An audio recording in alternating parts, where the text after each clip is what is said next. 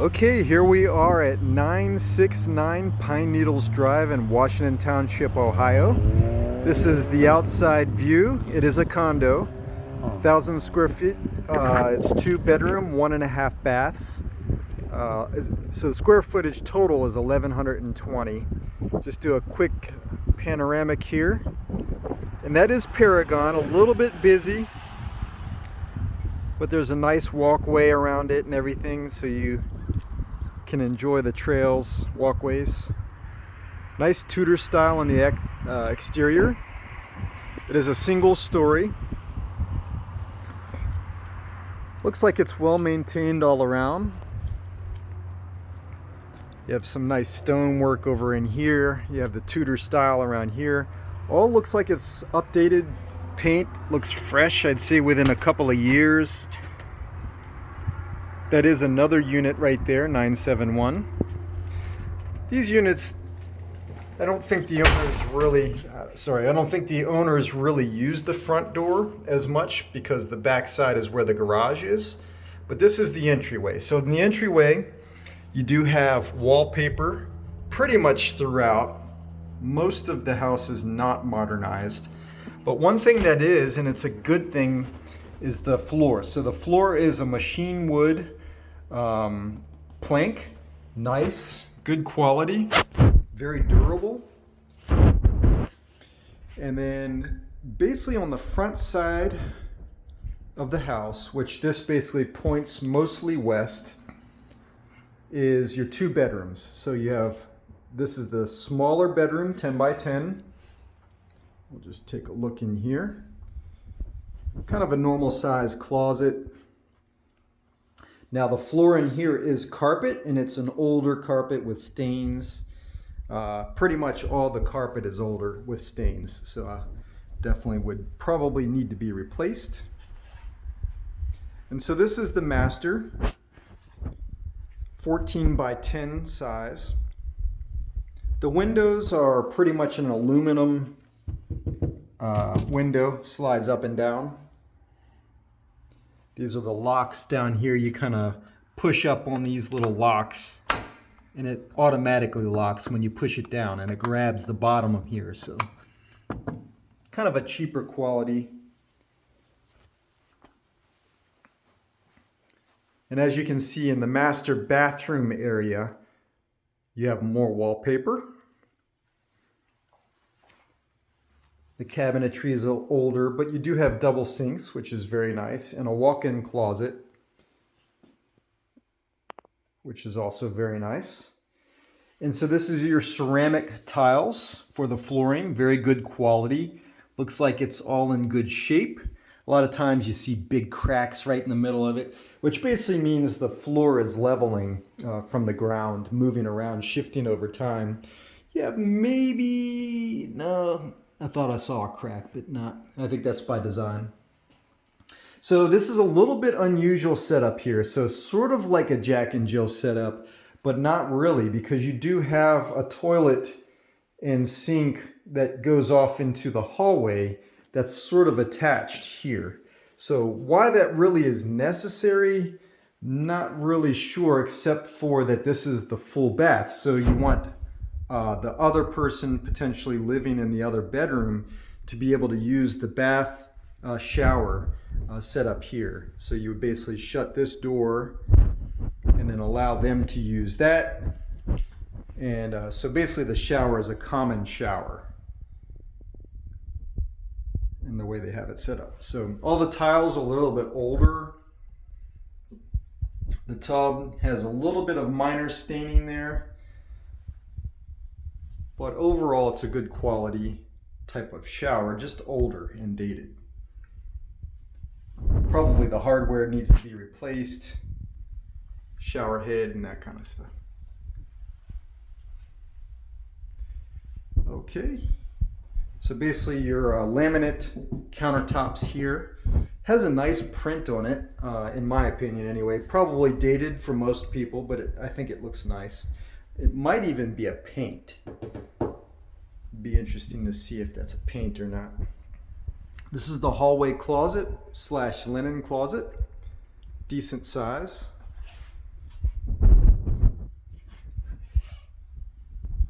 And then you have your utility room, which is where your washer and dryer would be. And you have basically, looks like some old laminate tiles. Looks like they're probably the stick-on tile variety. You have squares right here. Older, definitely. This is a 1980 build, so it's probably original. Attic access here. And this is your HVAC system. It is a gas furnace and a gas water heater. The water heater is newer, 2018, as you can see here. But the furnace looks a little bit older. I'd say that's probably about 10 years old, but it's hard to say. It's hard to say without seeing any stickers with dates. I don't see a date on there, but it does look like it's probably about within 10 years. That's your water softener set up right here. And then you have your pan for the water heater that basically drains into the drain right here in the middle of the road. There's your washer and dryer hookups. And the one thing about this one is that the seller is actually going to upgrade the panel. So this is your old Federal Pacific panel, electrical panel, which is no longer accepted by code. And what that basically means is there's an issue with the way these breakers work and they don't trip properly, and it can be a safety hazard. Plus this is only 150 amps. Most people, even in these smaller condos, want 200 plus amps for all the electronics that they have and that kind of stuff. So, but what happens with these breakers, they don't always fully trip properly, and that can be a problem for safety out. So those are about $1,500 to $1,000 to replace, and the seller is making that part of the package. So that same type of flooring goes all throughout the living room as well. That's the garage. You have a little patio area that's fully enclosed by your unit. And then this is the kitchen. So the kitchen has nice ceramic tiles. I actually like the look of these. It's probably a little bit older. It's similar to what you saw in the bathroom. Good quality. And then you have tons of room in here for a condo kitchen. It's really a good size kitchen. You can even make it an eat-in kitchen right here. And mainly because there's not really a dining room, you would have a bigger kitchen. So plenty of cabinetry. Nice backsplash. You have a stone backsplash, stone ceramic tiles, pretty much similar to the floor. They matched it pretty well.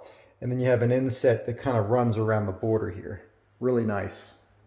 Lazy Susan set up here. Stainless steel refrigerator, which it looks pretty decent. Matching set, all of them are Frigidaire. This dishwasher is definitely stands out. Bosch is a really good brand, but black doesn't match the stainless steel, which stainless steel is kind of going out of trend. That was a big trend not too long ago. Here, let's go take a look at the patio. So this is what the patio, so you have sliding doors on this side and access from the living room to go to the patio. The patio, I'm just going to leave those blinds like that and go out the other way. The patio is kind of nice. I've seen this set up, and that's garage access, this door right here. It's a 3-car garage. All the paint is really nicely sealed, so your exterior in this area is very nicely sealed. Everything's painted up and looks nice. So there is a drain here. So the concrete, as you probably can't really see it from the video, actually does divert and channel the water down. So you can kind of see a little bit how you have a little bit of a narrow piece here, and it grows to be bigger as you go along. Basically means there's a slant down, and then there's also a slant down this way, and it basically channels the water down into this little hole here. And the water also comes from the roof down into here. But there's enough elevation, so say that ever clogged up or anything like that, there's enough elevation here to where you're not going to have flooding immediately. You'd be able to see it first at least. And you do have electrical outlets in here. So I've seen these patios actually be covered like with a tarp type of setup. I've seen them with netting where there was like a cat room, even a bird area to just leave birds in here and just have netting up top to kind of seal all the way around, and then just kind of have a bird area. I've seen them as gardens, kind of a nice little flex area. I really like the idea of it, especially for a condo because it's private. Certain parts of the day you can sunbathe out there and that kind of stuff. So nice and neat. So this is your fireplace, wood burning fireplace. And then what would probably be like a little study area, maybe even a bar area. You can kind of convert that. Good sized living room. You can definitely fit a nice sectional.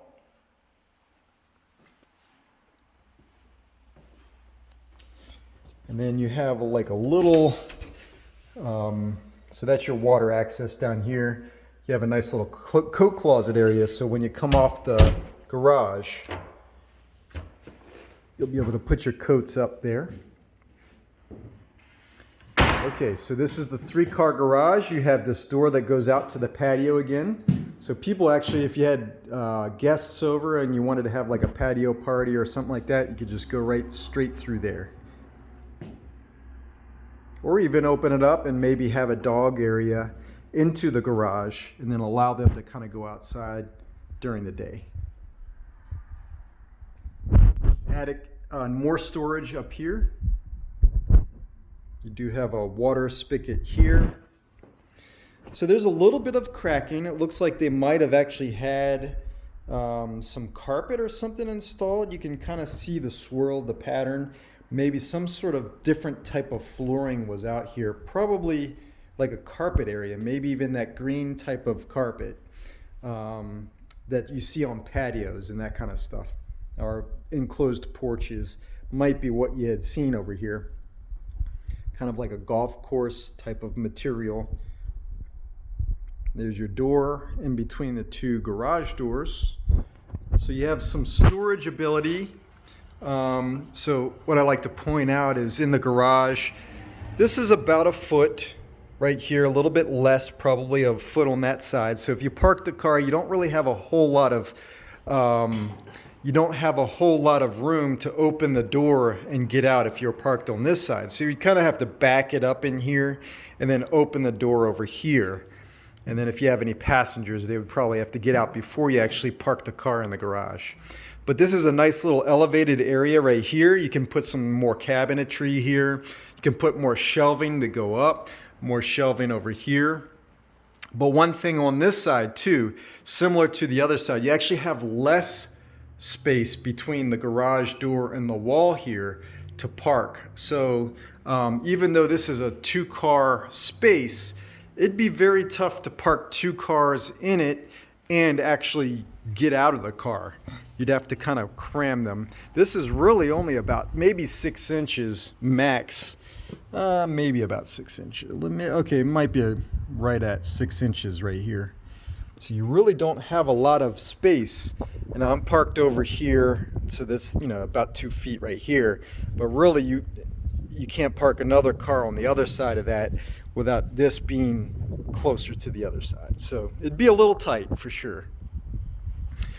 But anyway, that is pretty much the inside. We'll do a little panoramic on the back side real quick before we sign off. This is basically the parking area on the back side. This is probably where you would enter the house mostly because you're parking through here. And this is where all the other units park as well. So that's pretty much straight ahead is west. That would make this pretty much north, east, and then south.